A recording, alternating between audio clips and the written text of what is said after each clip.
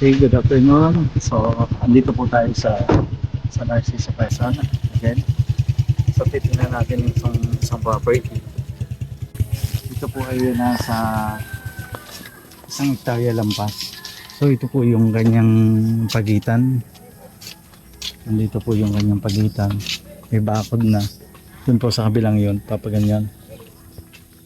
So, flatland siya. Nakikita natin. So, yan po. Papunta po doon sa may mga nag-uusap na yon. So nandun po yung owner ng property. Ito naman pong kabilang side na ito yung papuntang San Andres, Quezon. Tapos papunta pong beach. Yan. Malapit lang din po ito sa White Beaches. So kung mapapansin po ninyo dito, pagpasok natin dyan, makikita natin ang napakadaming tanim. Flatland po siya. Dati kambingan po ito. Kaya may bahay na po doon ng kambing. Tapos kaya may bakod na po dyan. Dito po may bakod din siya. Para at least hindi makalabas itong alaga po nilang kambing. So napakagandang farm po nito. Makikita naman natin na along Provincial Highway. Saka po at tingnan natin ang loob ng property. As you can see, this is the entrance ng property. Pababa siya kasi paakyat naman po siya. Sada paahon. Kaya pababa siya ng konti. Pero hindi po ito binabaha kasi mataas po dito. May kambing nga po doon. Sa mga client na gusto na may bahay na ito po, may bahay na po ito na bibili kasama na po yung bahay.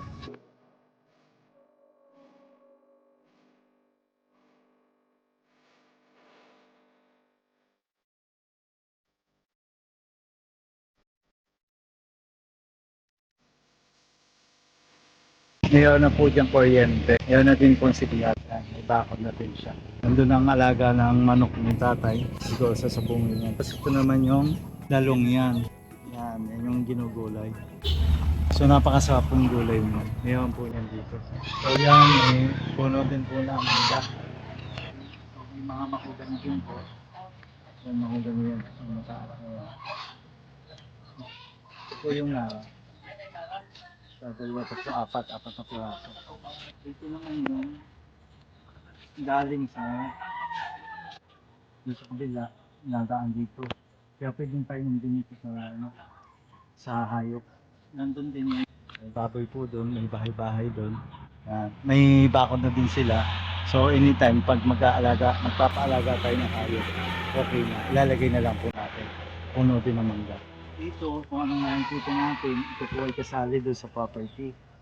Yung mga saging na ito, dito sa sila. Yan.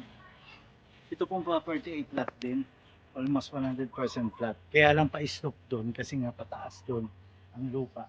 Kaya umislop ng papasok dito. Hindi po ito binabaha. Kasi nung una natin pinuntahan, napakaganda ng lupa. May quality ang lupa. Anong oil ng halaman. Talaga kung yayabong dadami. Sabi nito sa napipisit ng magandang property.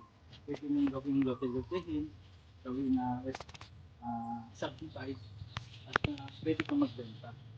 Yan, kita natin. So napakaganda pa itong property nito. Punta tayo dito sa may ilog. Ilog dito. So itong property halos tipid million sa ilog. Ito nga pala po ang sukat ay ng pasok. Ito naman natin sa kaya malapad yung frontage niya doon sa kalsada. More or less, I think mga 80 meters yung kanyang frontage. Yung linya ng tubig, may linya ho ng tubig dun eh. Diretso po yun doon yung sa bahay. So ito na yung pagkitan ng diretso. May bakod naman po dyan.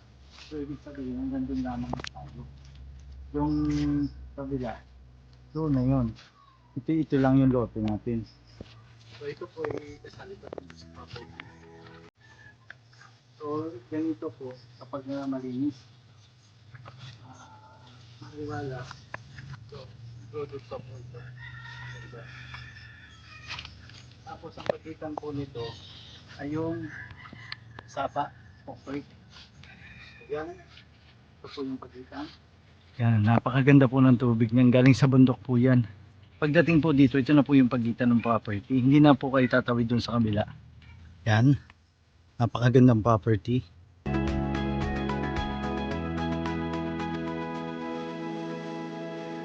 Malapit din po ito doon sa dagat. More or less mga 500 meters. Nandun na po tayo. Yun. Doon po, highway na po yun. So kung gusto po ninyo i-subdivide, gawing resort ito, pwede po itong gawing resort. Kasi po mayroon ng tubig. Yung tubig po kanina na hose. Yung po ay libre, wala pong bayad doon. So pwede kayong maglagay ng mga hayop, pwede kayong maglagay ng kambing, baka. Kasi flat po itong property. Pwede magmanukan. Maganda ang pwede nating gawin dito sa property ito kasi nga tabing highway. So sa mga client po natin gustong mag-invest ng property, kindly send us message para po ma-update po namin kayo at masagot namin ang inyong mga inquiry sa mga property na gusto po ninyo. Bayan ng San Narciso, Quezon, more or less mahigit na 1 hektarya, tabing provincial highway, 7 hours po simula sa Manila hanggang dito sa property. Thank you so much and God bless.